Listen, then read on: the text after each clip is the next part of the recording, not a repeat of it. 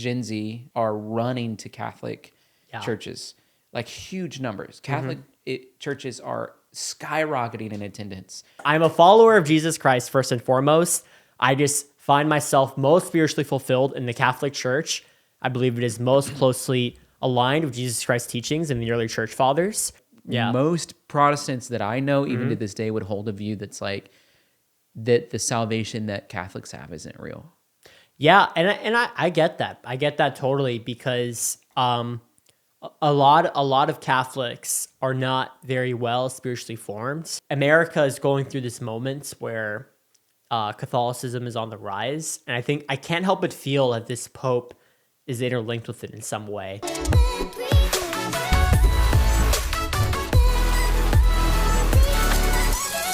Evan, thank you so much for being on the Tyler Feller Show. Thank you for having me. And hanging out. I think I came across some of your videos when you were doing like some videos with another kind of like Catholic influencer. You guys were having conversations around what is it to be a Protestant? What is it to be a Catholic? And my experience, especially dealing with young people that were Catholic, was always like they inherited it from their parents. Gotcha. And everybody that I knew that was Catholic from college had really bad theology. They were not passionate about the Lord. And then I saw your story where you converted from, a normal sort of like Christianity that Protestants have in a non-denominational evangelical church to like this Catholic thing. And then when you did it, it's almost like your faith was on fire. Yeah. And so for me, I'm watching, and you're kind of chronicling some of this in a way on your YouTube channel and in some of these videos you're doing with other people. And it kind of like sparked my intrigue. I'm like, I want to kind of get to know him and the story of what he has. So can you tell us, like, give us a little breakdown of of what happened? Yeah, exactly. I grew up non-denominational Christian, going to Calvary Chapel. So it was a normal evangelical Protestant-like service. These words are imprecise, but words are words. And it was like that. You have guitar worship, contemporary music. So we call it guitar worship. Guitar worship. Yeah, exactly. And then you have, the pastor goes up, talks, and then you have an altar call, and then you have communion once a month. And I did that for most of my life, and I liked it. A church that has communion once a month, that's a lot in the Protestant world. I wish more churches did it every week. And a lot of the churches that are thriving in America do it every week, the Protestant churches. Absolutely. So I've gone to every major Christian denominations church, explored all these different denominations, and talked to leaders of all of them. And he has a video to prove it. Yeah. And I definitely agree that communion is one thing that Protestant Catholics, all denominations, should emphasize more. And the churches that I've seen that thrive, for example, in Dallas, Texas, there's Upper Room. Upper Room has a fantastic communion aspect where every single Sunday they emphasize it so much, they literally break down in tears crying. It's almost like at the Catholic service where I'll see people also breaking down crying, taking the Eucharist. But anyways, basically, I grew up going there. My family is also still like evangelical. I didn't even know what a Catholic was, honestly. I had no idea. Well, there's not a lot of churches in Vegas. And I've done a lot of ministry in Las Vegas. I was a part of a big ministry that's still headquartered in Las Vegas. I've traveled there a lot. I've had kind of the inside look at the really strong, large churches there, the churches that are running like over 5,000. There's not that many. And we looked at a study one time, and I think there was maybe 70 churches total in Las Vegas that were Protestant. And that encompasses millions of people. And now we're in Nashville, Tennessee, and there's probably 70 churches in a half-mile radius of where we're at right now. So just to do like the per-person opportunity to reach people in Las Vegas, like, is sky high because it's a huge population and there's not a lot of churches. Absolutely. Yeah, Vegas is... The Christian atmosphere in Vegas is so fascinating to me. I definitely felt like there was this like spiritual darkness that loomed over the city. I mean, it's Sin City for a reason. I definitely saw that reflected in the churches. But just specifically with my experience of Calvary Chapel is that I, around the pandemic, I had a lot of free time like everyone else in the world. And I wanted to get back into the gym. I started to read a lot more. I also was like, I want to take my faith more seriously. How old were you during the pandemic? I was 15 when it first happened. Okay. And so then... you're 21 now. I'm 21 now. You were 15 when the pandemic hit. Maybe like 16, 17, something like that. It's hard to remember the exact dates, but I was a sophomore. I was a sophomore in high school. The pandemic hit in 2020, and that was 6 years ago, so that makes sense. Oh my gosh, you're right. Deduct 6 from 21, that's 15. Time flies. Oh my gosh. But yeah, I really tried to go to Calvary Chapel every single week. I would go to all the young adult events. I would hang out with the pastor. I tried my best to love it. I really did. But I couldn't help but feel that there was something missing there. It just felt shallow in my experience. And I started exploring all these different, denominations. And I was just so like baffled. I mean, literally you walk down the street and there's a Mormon, a Catholic, an Anglican, an Orthodox, a Calvary Chapel, a Baptist church, and 20 other denominations of churches, all of different beliefs. And I was like, there's got to be one that is like more right than the other ones. I mean, so I started doing some investigations, and that's how I kind of landed on the Catholic Church, being the church established by Jesus Christ. And then, I remember going to a Catholic church, and then a couple years later, I became baptized and confirmed Catholic. So that's basically my story in a nutshell. But I would say the most important thing, it's so funny because just this last Christmas, none of my family is Catholic, period.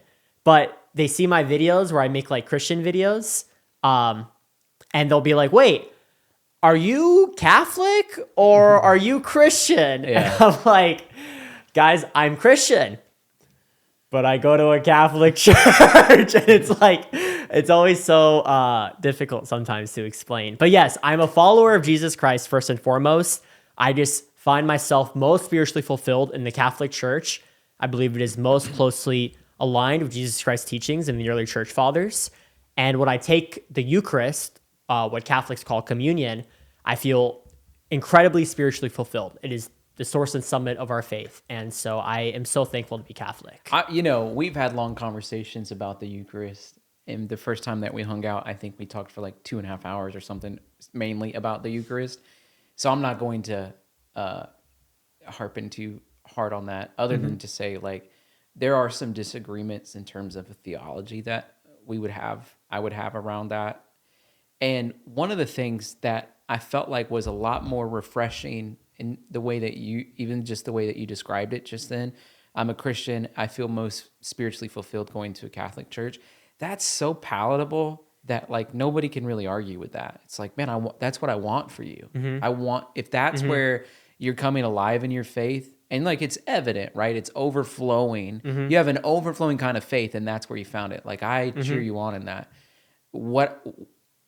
There's all these studies that are saying young Gen Z are running to Catholic churches, like huge numbers. Catholic churches are skyrocketing in attendance right now. So Protestant churches are too, and people are not talking about it. But in particular, people had kind of thought, I think, it was like the language was like, I think Catholic churches are dead. Like it felt like that, right? All of a sudden, this is predating the current Pope, which I do think helped Catholicism in America for obvious reasons, since he's from Chicago. And we'll talk about that in a little bit, but because you're on his Instagram account. But I started watching some of the stories and videos about why are young people running to the Catholic Church faith. And something that they would say that really didn't set well with me, because the way my theology was positioned, but they would always say, oh, because I get to take true communion.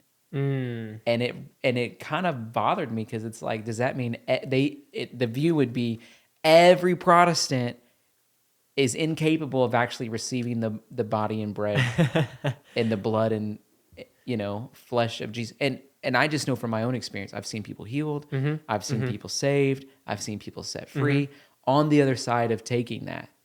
And so what I liked about you was like you worded it in a way that wasn't like, taking a fork and shoving it in Protestants, but instead it was still like, this is what I believe, this is my view, this is my experience.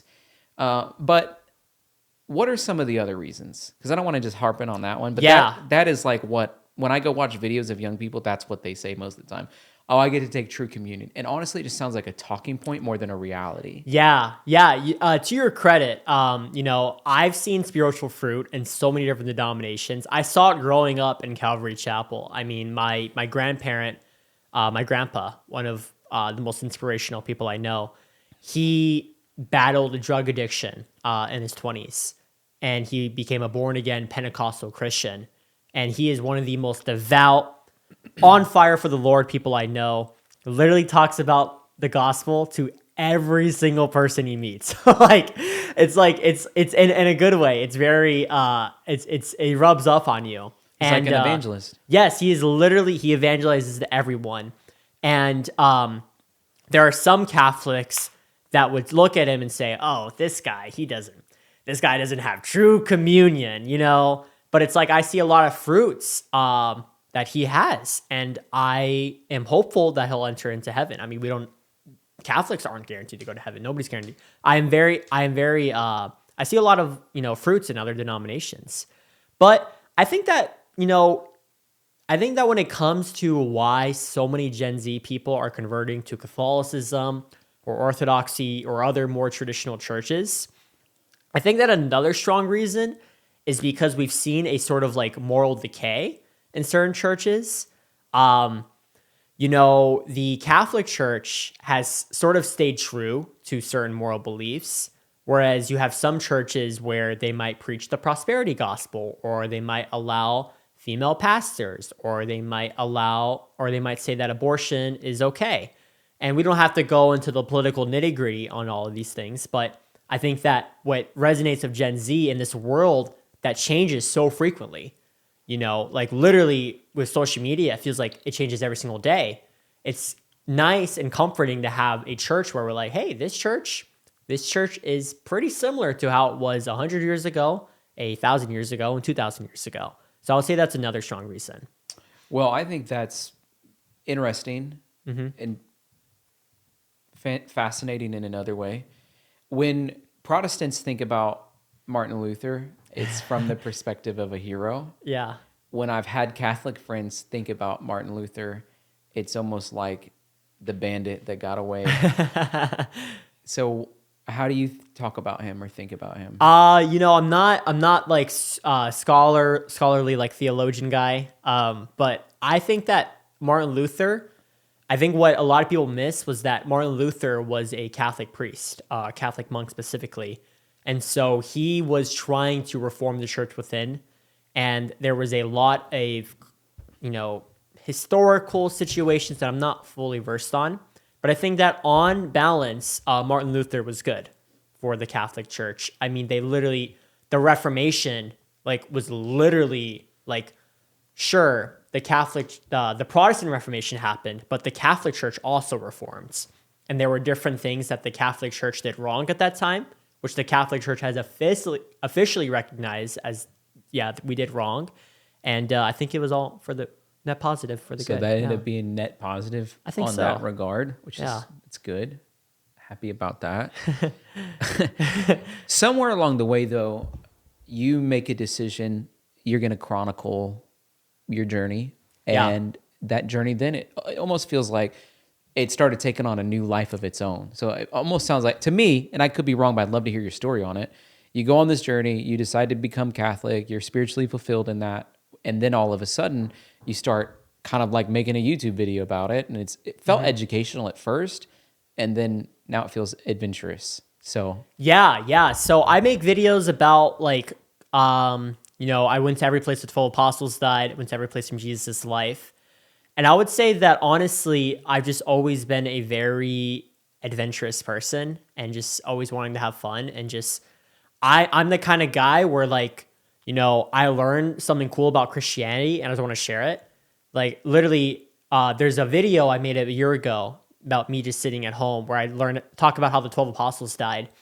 I made that video 2 weeks after I learned how they died because it was so fascinating to me. I grew up going to Calvary Chapel, and then even then I was a Catholic. I didn't know how they died. And so I think that's sort of like the mission of my channel, is that there's just these things that I find super incredibly fascinating, and I just want to share with the whole world. And that's basically the mission of the channel. Well, I love that. You've had some amazing videos. You lived as Jesus, same way he did. You did your best. You just got back from filming every place the apostles died. Yeah. You have some cool videos in the hopper that you're about to do. Where do you think these ideas come from? Yeah. I mean, on a practical sense, I mean, if you were a charismatic Christian, you'd be like, the Lord. I know, right? I had a dream. I was driving down the road. There were two doves on the power line. It spoke to me about this. That's how charismatic. And that's the thing, is that for me, that sort of thing, it's absolutely true. Everything does come from the Lord. But sometimes it makes me feel a little bit off-put when people always speak in purely spiritual terms. Because I'm like, they're like, oh, I'm like, you just like did it. Yeah. Yes, the Lord.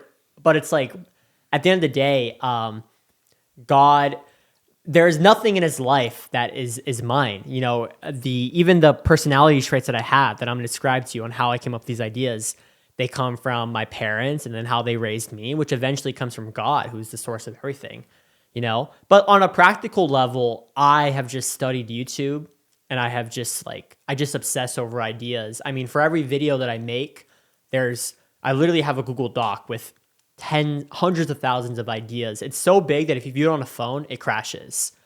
Because basically YouTube is just a game of what is an idea that can reach a lot of people, and then it's video execution for how many people along that scale that you reach.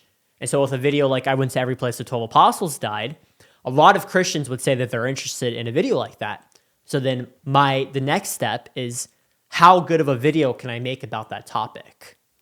So you made a video 1 year prior where you just were sitting in like your bedroom, and you said, here's all the 12 places the apostles died, right? Mm-hmm. And that video performed really well. Mm-hmm. How would you compare the effort, the output, the reward from just being in your bedroom making the video to then like hopping on a plane, fighting for visas, carrying a camera on your back, living with no sleep? Like, talk to me about just that different. Even something as simple as trying to get through airport security, because I just check all the wrong boxes. I mean, it's like, they're like, oh, why are you going to Israel? Oh, I'm going to every place the 12 apostles died. Oh, nice. Where have you been in the past 7 days? They're like expecting me to say one country. Oh, I've been to 5 countries. One of them is Turkey. Been to Turkey. I've been to Italy. I've been to Ethiopia. I've been to Iran. I've been to... Yeah, right? And then they're like, oh, how are you able to afford all this? Oh, I make YouTube videos. How old are you? Oh, I'm 21. And it just doesn't, I can't win. So that's, on the most basic fundamental level, it's very hard practically speaking to do this. I mean, we take proper precautions. But then as far as like the results on the other side, I think that what I love most about my videos now, and something I've been leaning into going into 2026, is rather than just saying trust in the Lord, let's like show us trusting in the Lord. When I'm going to India, like I'm legitimately, that's where I went where the 12 apostles died. Like I was so scared. There's Hindu temples everywhere. It is like the scariest place I've ever been in. And I love the people there, but it was like so scary. But it's like, that's putting my faith in the Lord. Well, you're solo traveling, yeah, which is difficult in itself. Yeah. You're going to like places where the languages that they speak are not English typically. There is a Christian resistance in certain parts of India that you have to be very careful about. So you're doing awesome at putting your faith into practice. And, I always say bravery is a side effect of the Holy Spirit. And that's a brave thing to do. Like, you were 20 when you were doing it. Now you're 21. You're like, if the Lord opens the door, I'm going to go. You said something, we were hanging out like last month, I think in Vegas, and you said something to me that I thought was really interesting, because you're kind of a YouTube strategist. Mm-hmm. You think about YouTube all day long. Yeah. You've watched, I would name a video and you've watched every one of their videos. Like you've just, and I guess when you're on a plane 100 hours a week, you have plenty of time if you have good Wi-Fi to watch these videos. Yeah. Or you can download them ahead of time. But you said something that I thought was interesting, because I'm like, what do you think it takes to have like really successful videos right now? And it was at the end of 2025, but essentially in 2026. And you're like, it's about the effort. And so I've thought about that. It's like, yeah, your educational video did well. That was almost a different era. Like, I don't know if you did a video now sitting in your bedroom, here's the way the 12 apostles died, if it'd get 500,000 views. Maybe it would, maybe it wouldn't. But still, the editing makes a difference. But the videos that are doing well, I do see. Like, I stayed at the 5 weirdest hotels in Tulum. I just watched that video the other day. Or I went to, all the 1-star theme parks in America or whatever. Like, and because it's a comparison a little bit of different things, but it also shows the person there. And it feels like almost we're getting to live that through you. Like, I'm not going to St. Thomas death spot, and maybe I will, but I'm just saying, like, I don't have that urge, but I like watching you kind of go there and experience it. Mm-hmm. And so I'm almost getting to live that through you and other YouTubers and the stuff that they do. But that's an effort thing, right? That takes a lot of effort. You had issues with the visa down to the last second. You're about to get on a plane and fly back to America. That's crazy. Yeah. God made a way. So it's just like there's... Yeah, well, I think to your point, we all know YouTubers that, Mr. Beast famously, millions of dollars, thousands of hours for these videos to get hundreds of millions of views. And Mr. Beast is a great guy, and he has great, noble ambitions. But it's like... I've never met him, so I can't vouch for him like you just did. Well, I have met Mr. Beast. I was on Beast Games. But it's also like he's doing it purely for like the secular, for a secular sense. And so I like to think that what if we applied that same level of obsession to making videos about Christianity? Yeah. And that's how we really engage with and change the culture. And people take different paths. This is just my path that I'm taking, and I want to do it excellently. I'm just so inspired by people like Paul. Paul went to like 20 countries. He wrote over half of the New Testaments. He was an incredibly exceptional person. He pursued excellence and did all for the Lord. And that's what I'm trying to do for my videos. Well, they're engaging. And I remember asking you when you were literally leaving the next day to go and film this 12 Apostles video last time we hung out. And I remember asking you, like, how long is it going to take you before your video after this? And you're like, as long as it takes to get this one right. Mm-hmm. And I was like, man, that's a good perspective, because you're not putting yourself under the pressure of like, every week I've got to have this thing. You're like, no, it's going to be a really great video. And then the next one's going to be really great. And the Lord, I'm going to walk with the Lord as he sort of unfolds this thing that I'm on, this journey that I'm on. Yeah, no, absolutely. It's about trust, and it's about, I think, knowing that the audience will always be there. I like to think of it as sort of like, there are 2 types of YouTubers. I think creators in general. There are people that make sort of like this is content for me, this is content for vanity, this is content for fame, for money. Whereas I'm trying to make like redemptive content. I'm trying to make videos that uplift other people and are inspirational. And so it's kind of like when you have that mindset, it's a lot of times people that are chasing after worldly things are always anxious and they're always rushing.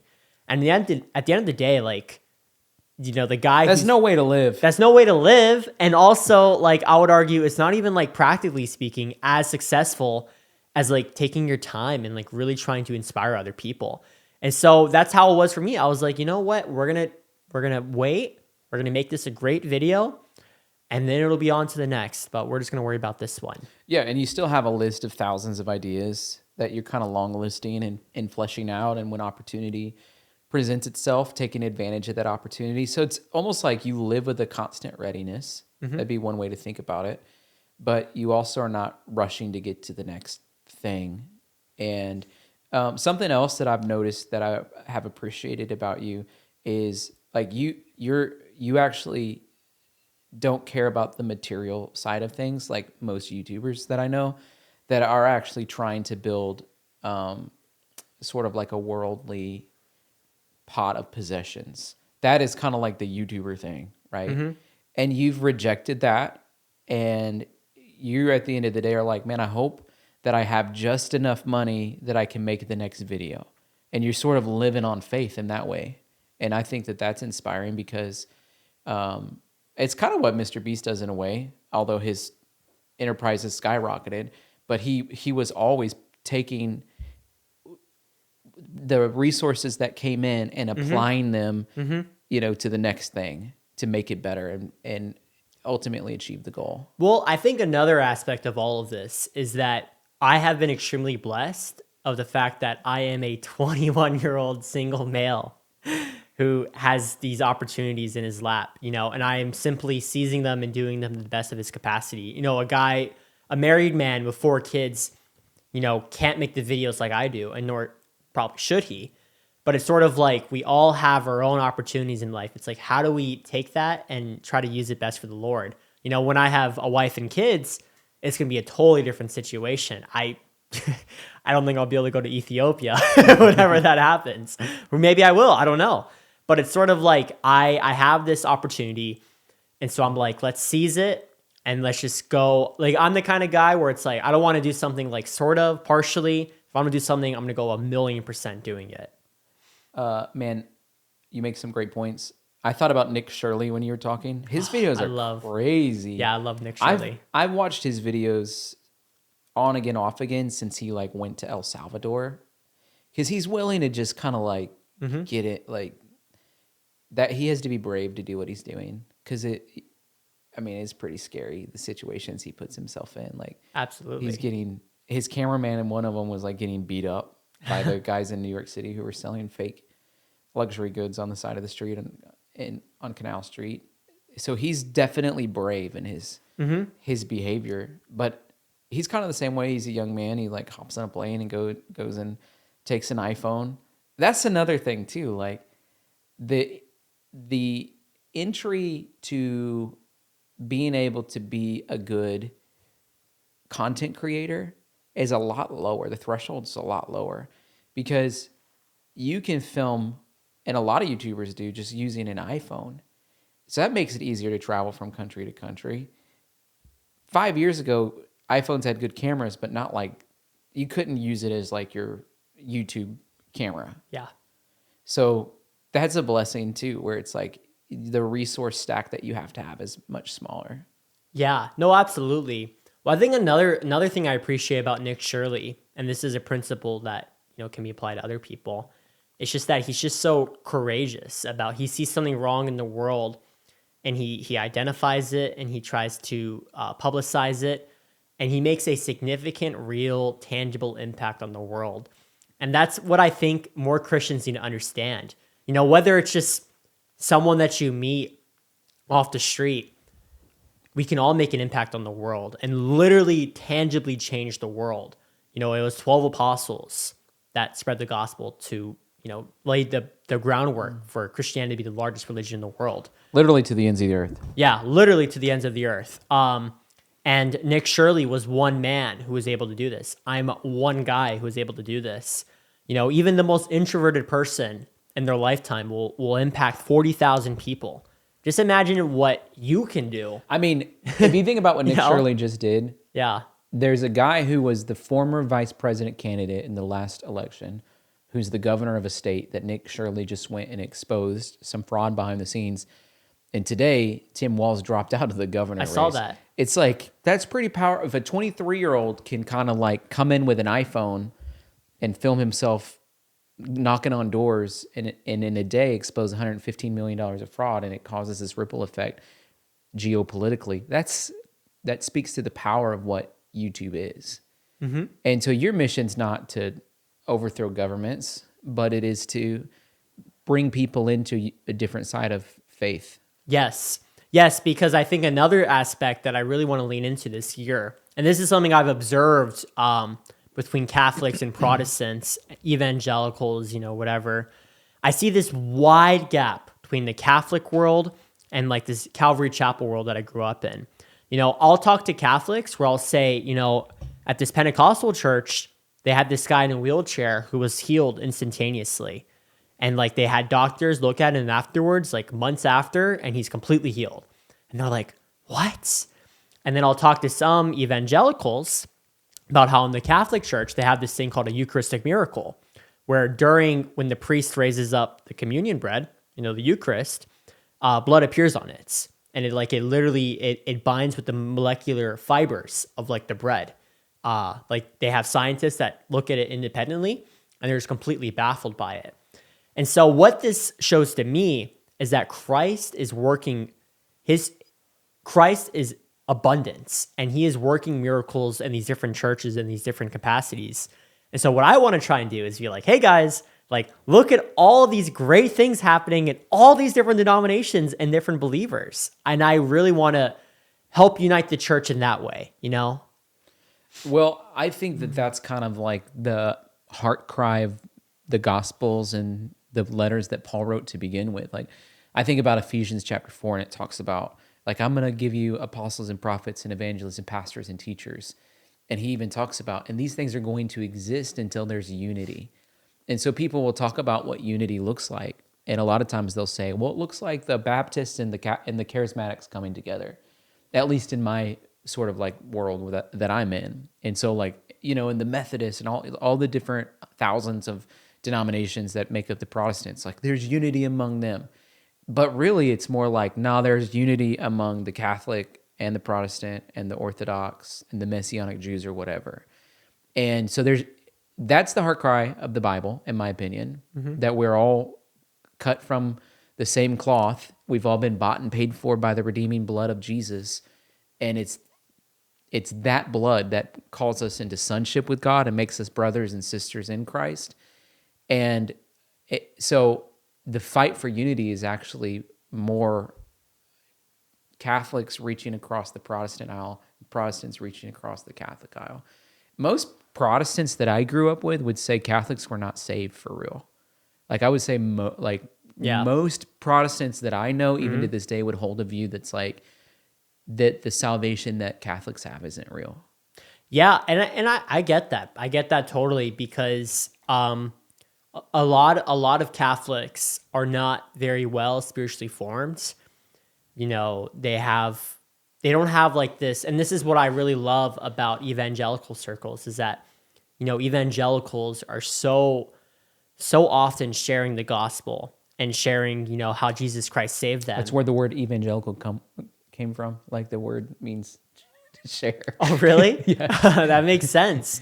Yeah, and it's one of those things where... It is the mandate. It is the mission. Another thing that always irks me is that people will say that Catholics and Protestants agree on salvation.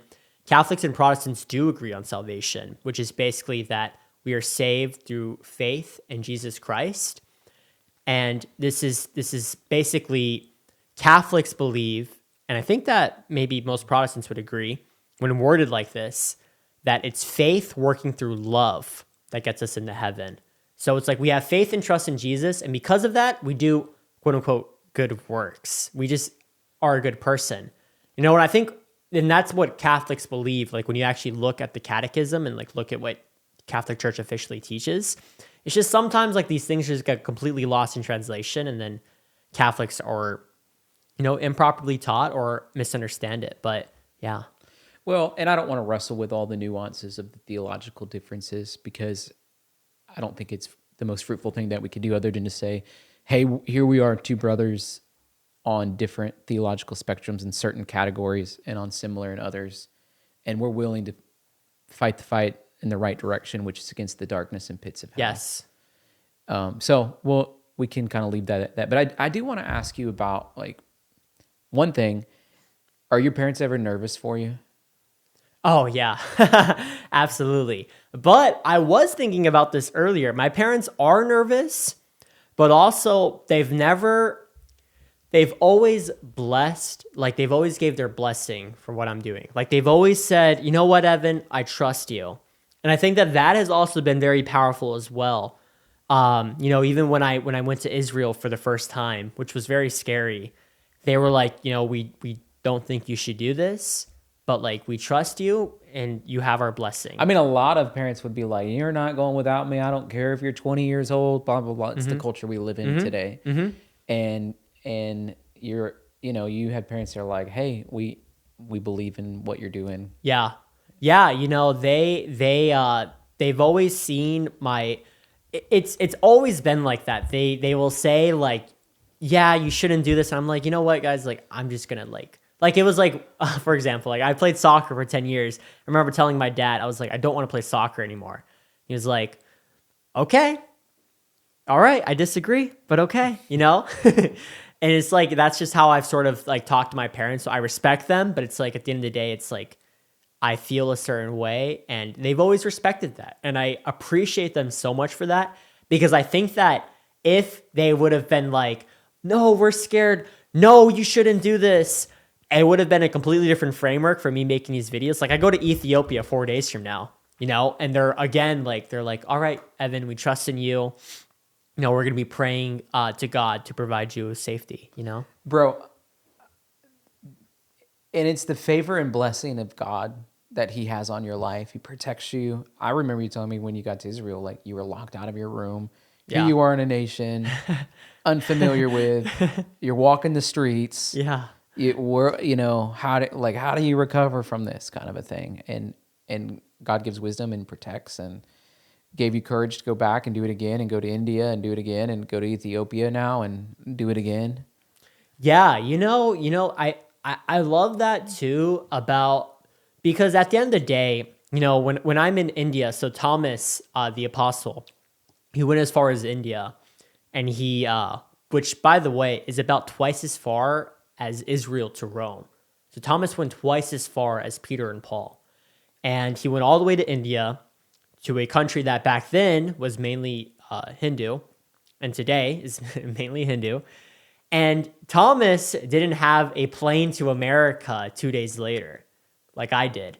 So any fear or discomfort that I had is nothing compared to what he had. And so I like to think about that a lot. It sounds cliche, but it's like they had to deal with so much worse than I had to. Even today, there are so many Christians around the world that are persecuted. Yeah. And so I'm just trying to sort of...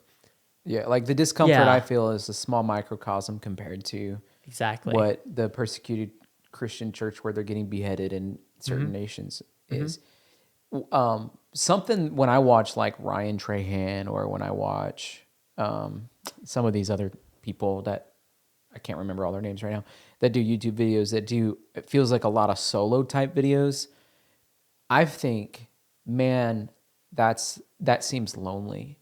And I get it from an overhead perspective. Like your cost reduction, the biggest single expense that you would have, I would think, is travel. So like airplanes are expensive, and the price of fuel hasn't, been super cheap in the past two years. So like flying around the world multiple times a year has to be expensive. So it's like it's not even feasible for you to bring a crew with you.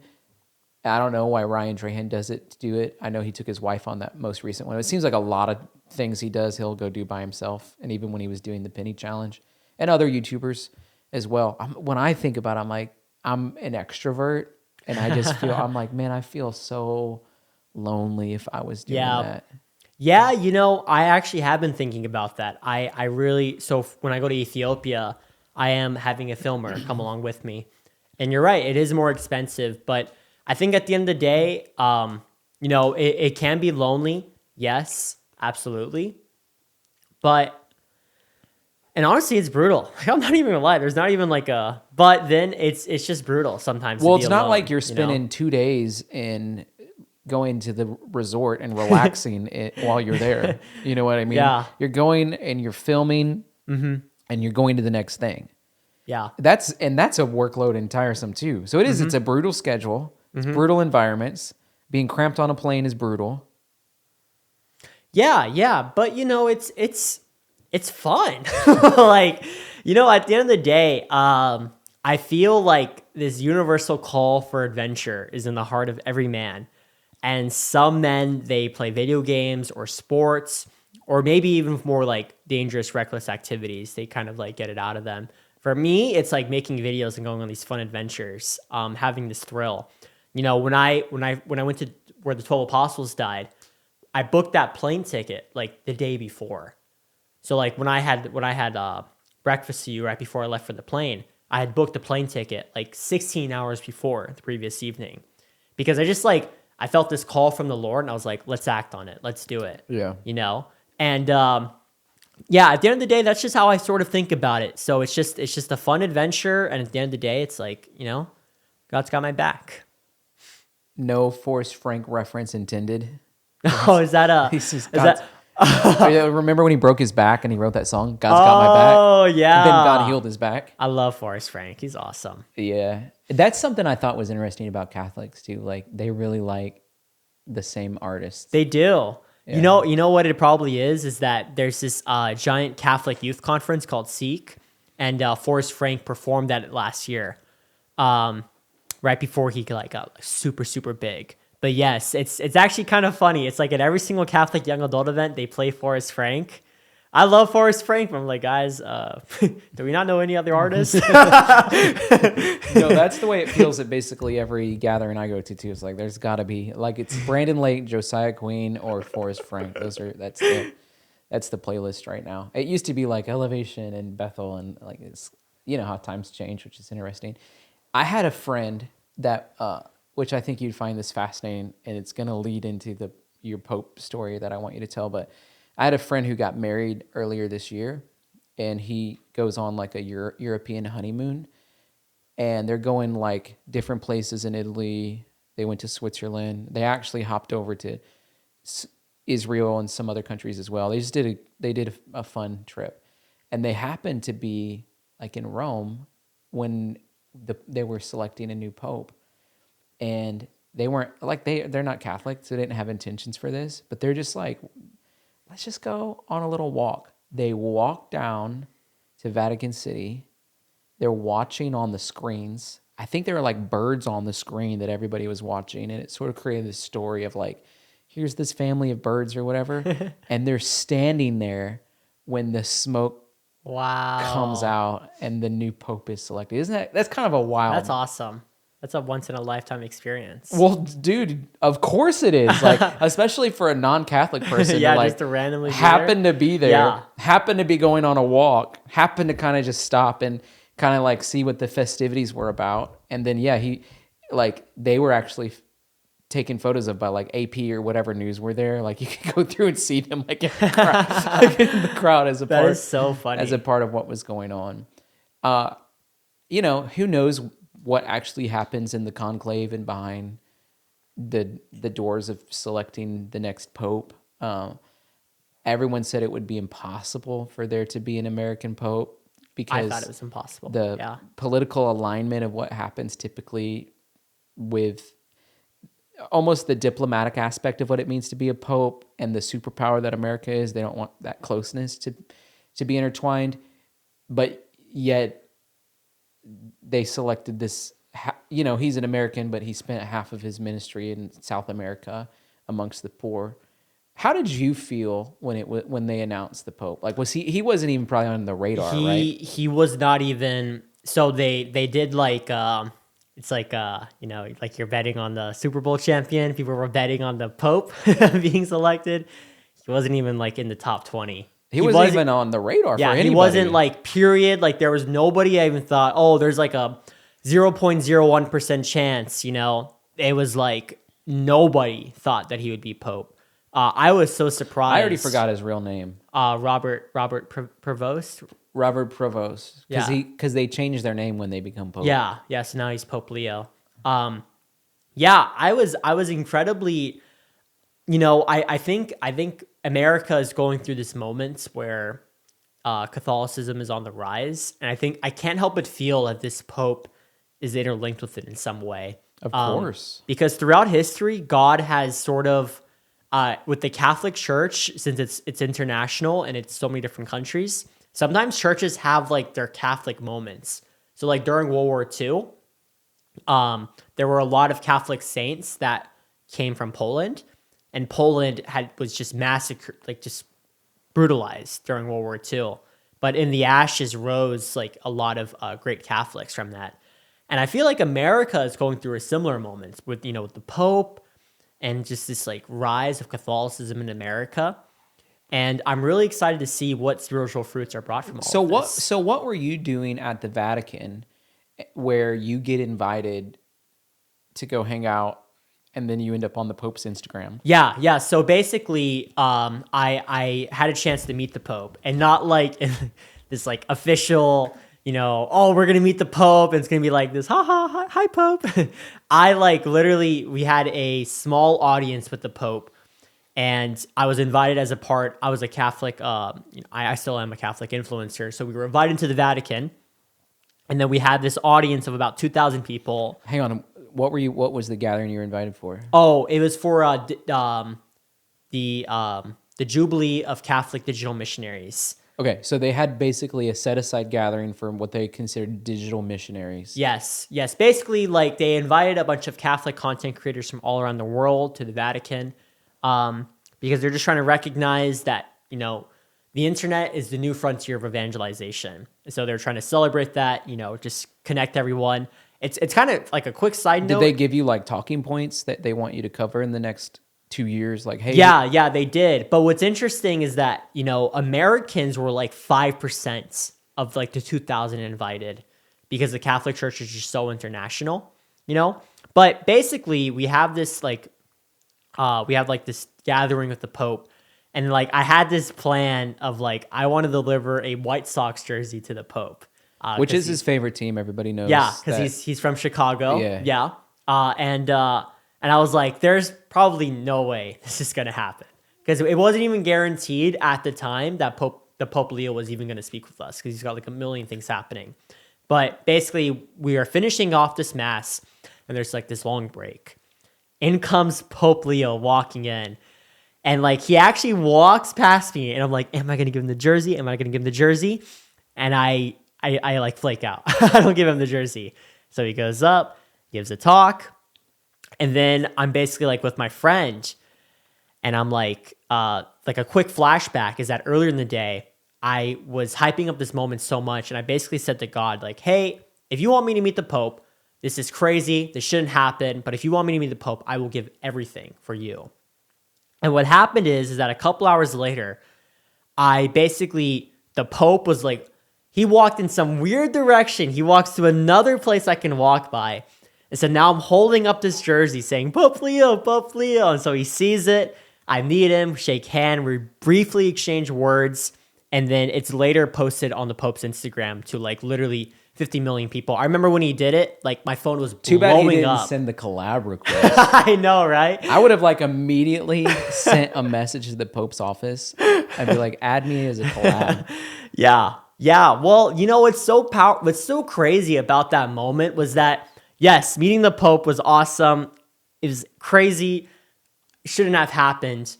But because I met the Pope, I was actually supposed to go to college 3 weeks later. I didn't go to college because I met the Pope, because I took it as a strong sign from God that he was blessing my ministry. And the following day, I actually booked a ticket to Israel. And I quit my job to go to Israel and make my video about like going to Bible locations in real life. And that one like went mega viral. That was like almost 3 million views, is that right? Yeah. That one was insane. And it was just like this, like for me, I think 5 years from now, I'll look at that, like that was like the starting point, like meeting the Pope. And it's God just works in these mysterious ways. Like I could never predicted a year ago that I would have like tell a story meeting the Pope. Like, it's insane. You're not supposed to meet the Pope. I don't know how else to put it. Well, even like the day before you were leaving to go on your most recent trip, you were like, man, I really need access to this thing. Mm-hmm. And I was like, I got you, bro. Like, yeah, I can get you there or whatever. Yes, absolutely. You connected me with Joshua. Yeah. And that's the thing, is that there are so many times YouTube is so crazy, so difficult. I have a small team. We're trying to do some things that are like literally borderline like impossible, and God just provides the right people in my life. Like we had a chance encounter. The thing is that even us meeting in Vegas where you connect me with this guy. Yeah, because you sent me an Instagram. Yeah. You're like, bro, are you in Vegas? I'm Yeah. like, yeah, I'm in Vegas. And you didn't even know I was in Vegas. Yeah, I didn't know you were there. You know, we both happened to be at the same time, right moments, right before my plane's about to leave. Yeah. And so God and just you're like, provides. can you meet up? I'm like, my wife's getting her hair done at 10 a.m. Like, I can do breakfast at 10. Yeah, right? And so it's always like, you know, even now it's like, oh, I'm worried about next month. Like, I don't know if I'll have the money for all of it. I mean, but I'm just like, you know what? I've had crazier times and God provided then. God's going to provide in the future too. We always say God's will, God's bill. Mm-hmm. God's will, God's bill. He's going to make a way. He makes our path straight. If he has designed you for it, he's going to figure out a way to pay for it, for you to be a part. And he wants that more than you want it, which is a beautiful place to be. When you think about you 5 years from now, what's the vision that comes to mind? Have you thought that far ahead? I have. I want to. One person I've been really inspired by is this YouTuber named Mark Rober. Yeah. He makes these like science videos. Basically, it'll be like a video like. One of my favorite videos that he does is where he covers himself in sort of this gel, where it's like, can you go swimming and not get wet? And it's like this molecule you can put around yourself that you can go swimming and you don't get wet. Yeah, so it's like the Mr. Beast spectacle, but throughout it, he explains science. And recently, Mark Rober launched this initiative where he's going to provide educational videos for teachers to play in their classrooms, along with like different items for like different projects for them to have. Because he's like so like, and I saw this firsthand. I went to public schools. Like a lot of teachers, they literally just put on like, they either have kids read from a textbook or they just put on like these boring videos for like an hour of class. And he's trying to inspire the next generation, teach people about science. I think the same thing about the Christian space. You know, I remember having like these well-meaning, you know, teachers in the evangelical circles and in the Catholic circles trying to like teach kids about Christianity. And it's just like these boring, unrelatable videos, or it's like corny. And so I get really excited when I think about trying to teach the next generation about Christianity, make them excited about the faith. And I think that my videos at their best are when I do that, you know? That's super cool. Yeah, I could see that happening where a lot of people are using it for those purposes. What else? Well, you know, I wanna make a video, like, and here's the thing, is that like, I don't know what specific numbers this is, but it's like, if I can make a video like this, then I know I've achieved all my dreams and then some. I want to make a video like, I went to every place from the Bible in real life, and I had like a tour guide expert at each place. That would just be like the coolest video ever. But here's the thing, it's like some of these countries are hard to get to. Like trying to get to an Iraq, trying to get to a Syria, trying to get to a Lebanon, trying to get to an Israel. These countries are difficult to get to, but you know, if God wants it to happen, he will provide that.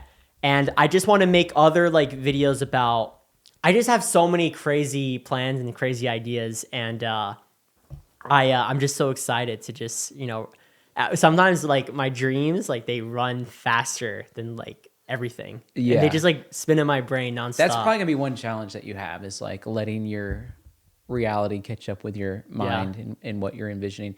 So, something that I love that Mr. Beast did was like filming videos to play 10 years from now, where he like pre-schedules it 10 years out, where he's like, I hope I have 1 million subscribers. He's like, has 400 million. Like, I thought that was really cool when he just sat down and did like, hi future me, and played those videos. And it's a little bit like you'll look back in 5 years and be able to watch that little snippet of yourself and be like, well, I was right on the money, or I was way off. But you know, it's kind of like I always say Ephesians 3:20, where Paul's writing to the church in Ephesus. He's basically giving them this exhortation, like there's going to be some things happen. You don't even know how to pray for it because you can't even imagine it. So like there's a pathway that's in front of you that you don't even know how to put words to it, because you can't even imagine what God's about. Like things that you never thought were possible. And that's why it's so hard when people are like, what's your 5-10 year vision? Because I'm like, like a year ago, I had 5,000 subscribers, and today I actually had 170K subscribers.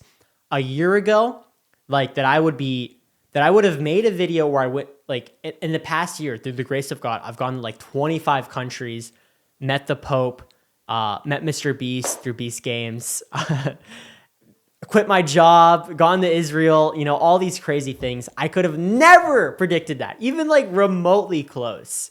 And so that's the thing, is that I am so open to whatever God has planned for me. And also, I think was very important, if God tells me tomorrow, delete the channel, drop everything, and do this, I am completely open and ready for that as well. What if God's like, quit the channel, become a priest? Because that's what your friend did. Yeah, it's very, here's the thing, is that in theory, it's like, yeah, I would do that absolutely. But it's like, it's always the hard part, is like, if he actually said that to me, would I do it? But I don't get why your friend had to quit his channel. Well, it's because, so I have a friend, his name is Iron Inquisitor. He was a Catholic content creator, had like over 100K subscribers, could travel, and he left it all behind to become a Catholic priest. Because in the Catholic Church, your first year of the 7 years it takes to become a Catholic priest, you're not allowed to be on social media. So you had to take a pause because of that. Stupid rule. Here's the my thing. Opinion. Stupid rule.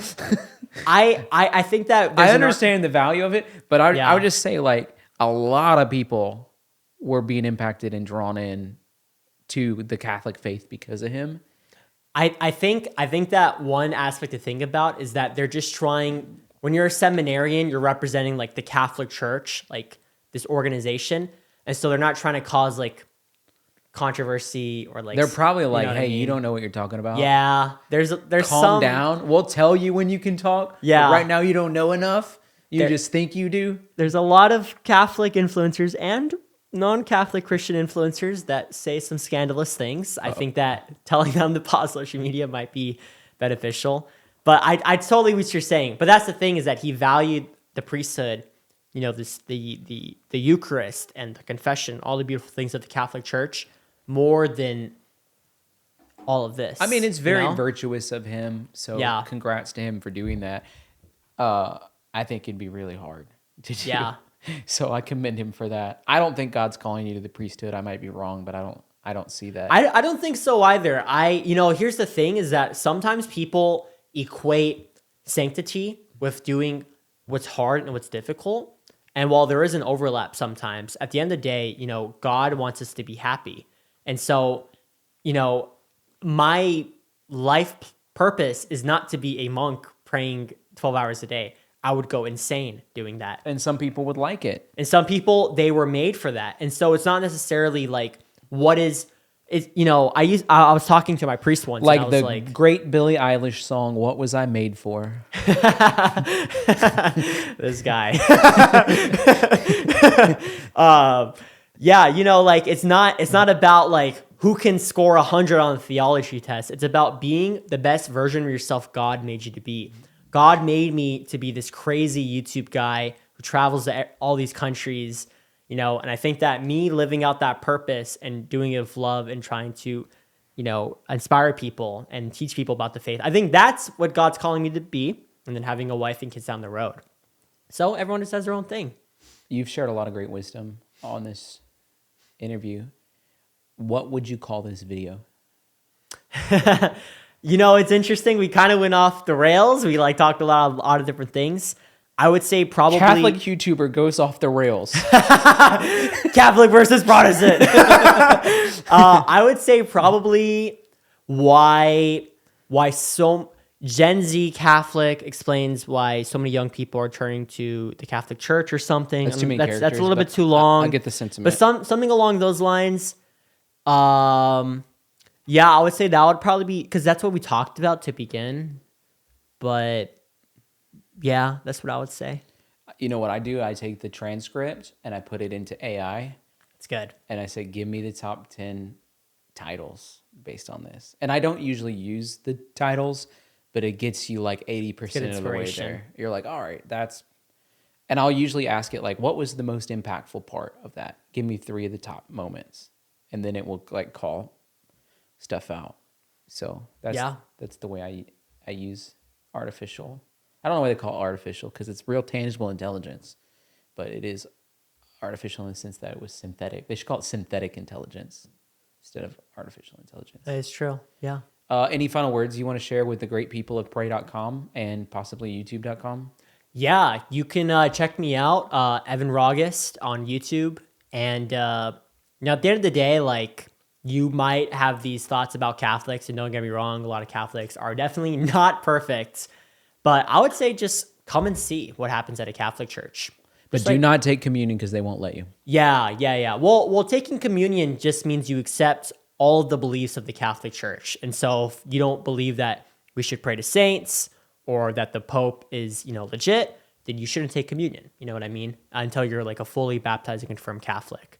But yeah, just come and see. At the worst case scenario, you have an hour of your Sunday that was boring and you hate it and you never go again. But at least like what happens at a Catholic church, Amen. Amen.